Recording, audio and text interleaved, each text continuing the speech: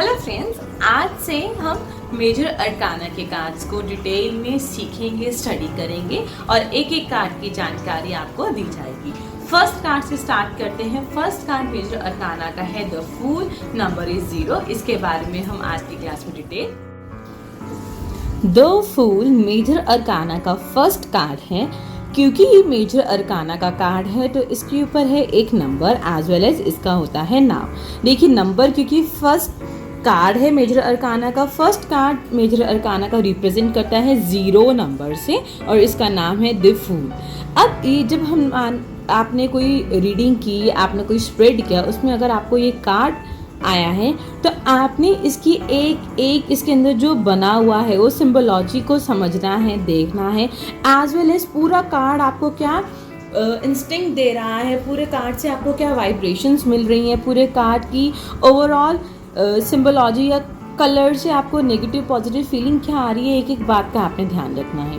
अभी क्योंकि हम एक एक करके कार्ड को डिटेल में पढ़ रहे हैं तो फ्रेंड्स इसमें जितनी चीज़ें हैं वो सब नोटिस कीजिए। देखिए एक इसमें है एक ब्राइट सन, क्योंकि किरणें रेज दिख रही हैं सन की। कार्ड का नंबर है 0। एक पर्सन है जो ऊपर की ओर देख रहा है।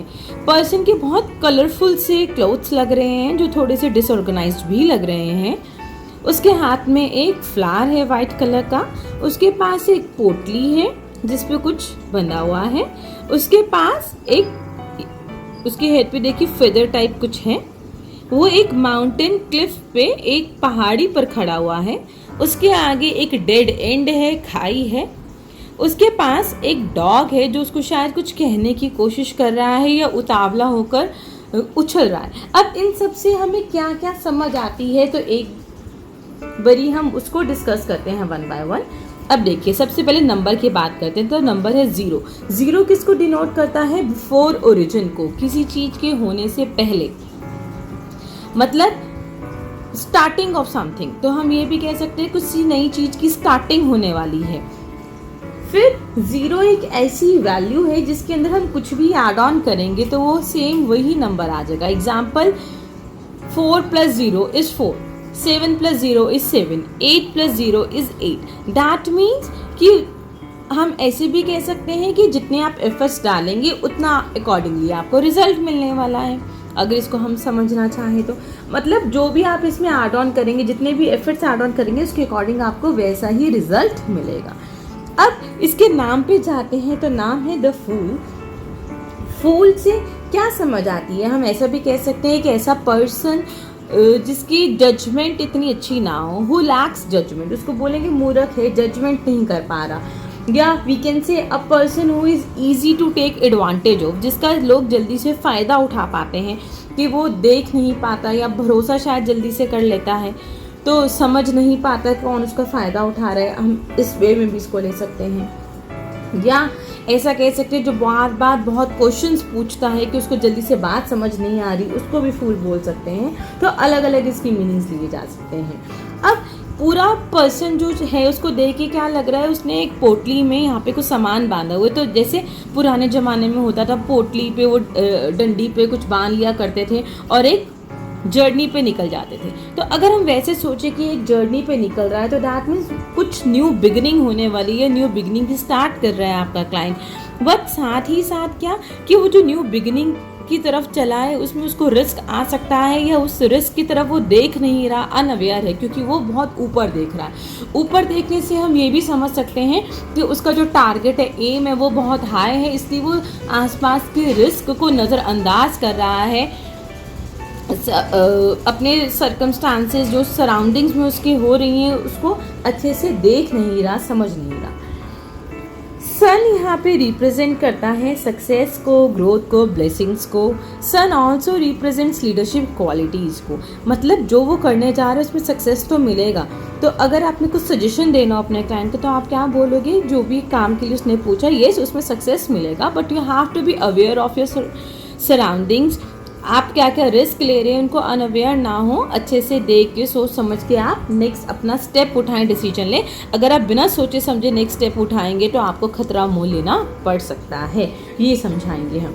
अब इसकी ड्रेस को देखिए तो फ्रेंड्स ड्रेस बड़ी कलरफुल सी लग रही है बट थोड़ी डिसऑर्गेनाइज लग रही है। या हम ऐसे बात करें कि एक लंबी जर्नी पे चल रहा है तो जर्नी के अकॉर्डिंग क्या आपको ये कपड़े इसके कंफर्टेबल लग रहे हैं? नहीं, तो कहीं ना कहीं कुछ गड़बड़ है कि वो इतना प्रिपेयर्ड होके नहीं चला।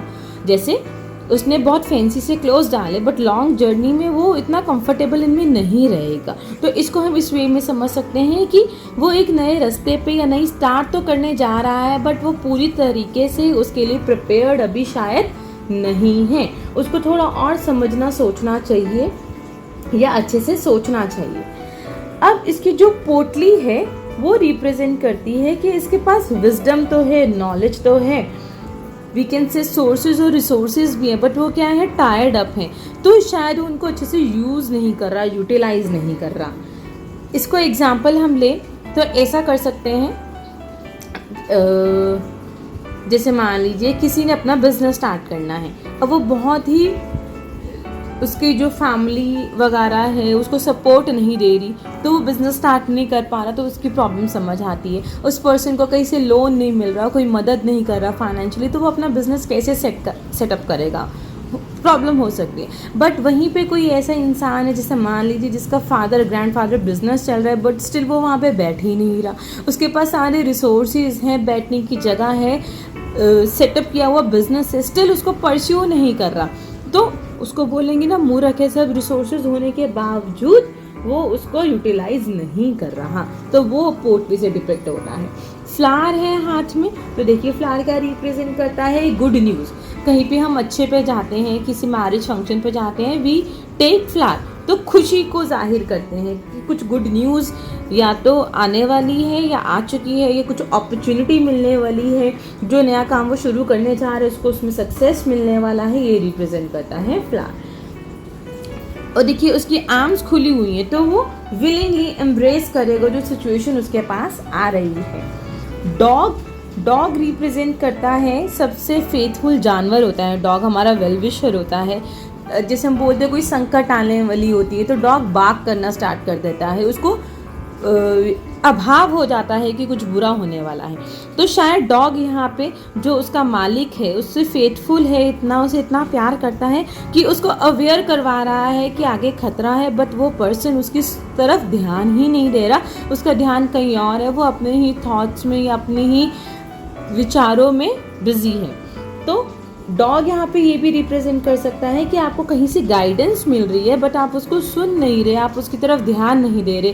और वो गाइडेंस आपके वेल विशर से हो सकती है, आपके नियर एंड डियर वन से हो सकती है, आपकी फैमिली की तरफ से हो सकती है, बट आप वहाँ पे ध्यान नहीं दे रहे। तो ओवरऑल क्या समझ आ रहा है कि एक पर्सन है जो अपने ही इग्नोरेंस में, अपने ही थॉट्स में, अपने ही मस्ती की धुन में चलता जा रहा है। वो अपने आसपास वाले लोगों की, अपने नियर डियर वंस की सुन नहीं रहा, जो उसके पास रिसोर्सेज उनको अच्छे से यूटिलाइज नहीं कर रहा है। तो सब कुछ बट वो थोड़ा अनअवेयर है, इसलिए उसको फूल कहा गया है।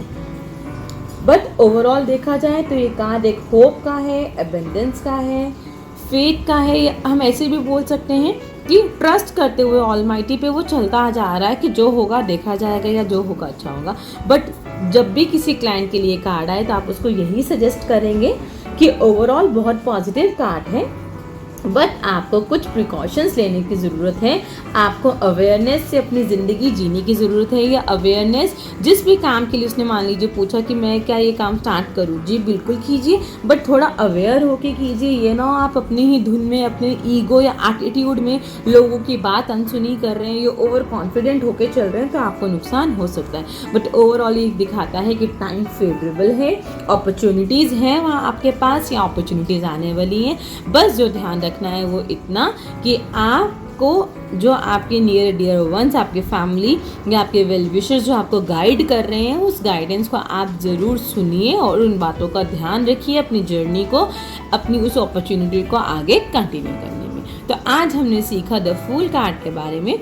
इसको फिर से देखिए, एक एक चीज़, एक एक बारीकी नोट डाउन करने की कोशिश कीजिए कि आपके जहन में वो सारी बातें बैठ जाए। जब भी आप कोई स्प्रेड करें या रीडिंग करें और ये कार्ड आए तो सारी बातें आपके माइंड में होनी चाहिए।